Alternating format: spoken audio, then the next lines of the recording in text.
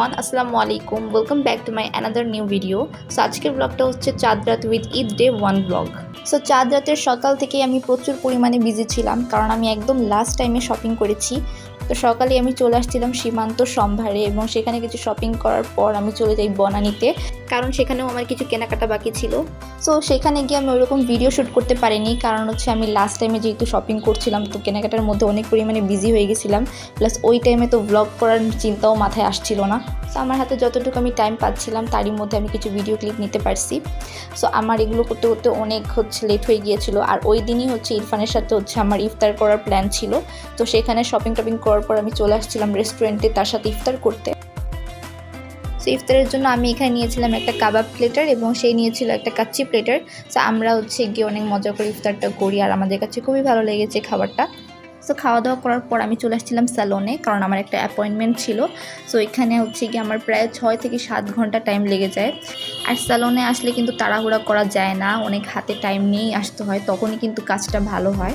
আর guys এখান থেকে আমার আরেক জায়গায় অ্যাপয়েন্টমেন্ট ছিল, সেটা নেইল আর্টের। বাট আমার এত বেশি টাইম চলে যায় স্যালনে যে আমি আর নেইল আর্ট করাতেই পারি নাই। আর যেহেতু ওই দিন অনেক বেশি লেট হয়ে গিয়েছিল, অনেক রাতও হয়ে গিয়েছিল, তাই আমি স্যালনের কাজ শেষ করে ডিরেক্টলি বাসায় চলে আসি। তাই চাঁদ রাতের ব্লগ গাইজ আমি এই পর্যন্তই শ্যুট করছিলাম। আর আমি যেহেতু একটা হেয়ার ট্রিটমেন্ট নিয়েছিলাম, তো আফটার ট্রিটমেন্ট আমার রেজাল্ট কিন্তু খুব ভালো আসছিলো। আমার হেয়ারটা কিন্তু খুব স্মুথ অ্যান্ড শাইনি হয়ে গিয়েছিল। তারপর তো ঈদের সকাল থেকে আমি আবারও ব্লগ করা স্টার্ট করি।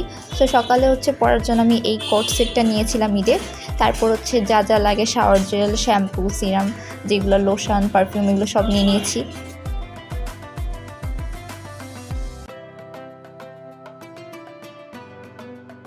তারপর তো শাওয়ার টাওয়ার নিয়ে এখানে আমি সকাল সকাল রেডি হয়ে পড়ি। আর এখানে আমি কিচেনে নাস্তা বানানোর জন্য পরোটাগুলো ভেজে নিতেছে, যেহেতু ঈদের দিন সকাল আমরা সবাই পরোটা, সেমাই, গরুর মাংস এগুলো খাই। সেখানে পরোটা হয়ে গিয়েছে আর সেমাইও হয়ে গেছে। তো আমার তো আর সহ্য হচ্ছিল না, তাই আমি পরোটা আর সেমাই আগে আগে খেয়ে নিই, কারণ আমার অনেক ক্ষুধা লেগে গিয়েছিলো। কারণ আম্মু ওই সময় গরুর মাংস মাত্রই রান্না করতে চড়াইছিল, তাই আমি আম্মুকে বললাম যে পরে আমি আবারও গরুর মাংস দিয়ে খাবো। সো ওই দিন তো আমার ডাবল ডাবল নাস্তা করা হয়ে গেছিলো। একবার আমি পরোটা দিয়ে সেমাই খাইছি, আবার পরোটা দিয়ে গরুর মাংস খাইছি। তো আমার পেটটা একদম পুরো ভরে গেছিলো। তারপর নাস্তা খাওয়ার পর আম্মু সবার জন্য চা বানালো আর আমরা সবাই চা খাইলাম। আর গাইজ আমি যেহেতু চাঁদ রাতে মেহেন্দিটা পড়তে পারিনি, তাই আমি ঈদের দিনে মেহেন্দি পড়ছিলাম, কারণ চাঁদ রাতে অনেক পরিমাণে লেট হয়ে গেছিলো আর আমি কোনো টাইমই পাইনি, আর আমি কোনো ভিডিও শ্যুট করতে পারিনি, তাই কিছু পিকচার তোমাদের সাথে শেয়ার করলাম। আর এই যে আমার মেহেন্দির কালার, এটা কিন্তু খুবই সুন্দর একটা কালার আসছিল। যদিও ফার্স্টের দিকে অনেক হালকা একটা কালার আসে, কিন্তু পরে আস্তে আস্তে কালারটা খুবই ডিপ হয়ে গেছিলো আর দেখতেও খুব সুন্দর লাগছিল। তারপর তো এখানে আমি আমার ঈদের মেন ড্রেসটা বের করি। আর এবার আমি ঈদে নিয়েছিলাম একটা পাকিস্তানি ড্রেস, সাথে ছিল নতুন নতুন শুজ, কসমেটিক্স, জুয়েলারি। সো ঈদের get ready with Mir video কিন্তু আমার চ্যানেলে আসবে, তো তোমরা কিন্তু সেটা মিস করো না। আর এখানে আমি ফুল রেডি হয়ে গিয়েছি, কারণ আমাদের প্ল্যান ছিল যে বিকালে আমরা এক রিলেটিভের বাসায় যাব। আর এখানে আমাদের উবারও চলে আসছে আর আমরা সবাই গাড়িতে বসে পড়ছি যাওয়ার জন্য।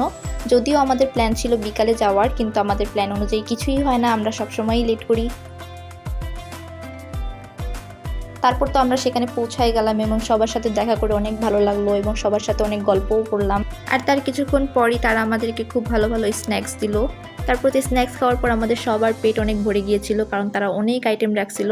তারপর তো তারা আমাদের জন্য ডিনারেরও ব্যবস্থা করছিল এবং আমাদেরকে খুব জোর করে ডিনারও করাইছে। তারপর আমরা সেখানে রাতের খাওয়া দাওয়া করে তাদের সাথে খুব ভালো একটা টাইম স্পেন্ড করে আমরা বাসায় যাওয়ার জন্য রওনা দিলাম। সো ঈদের দিনের ফার্স্ট ব্লগ ছিল এই পর্যন্তই। আই হোপ তোমাদের সবার কাছে অনেক বেশি ভালো লেগেছে। সো ঈদের সেকেন্ড ব্লগ দেখার জন্য কিন্তু আমার চ্যানেলের সাথেই থাকতে হবে। সো দেখা হবে নেক্সট ব্লগে। আল্লাহ হাফেজ।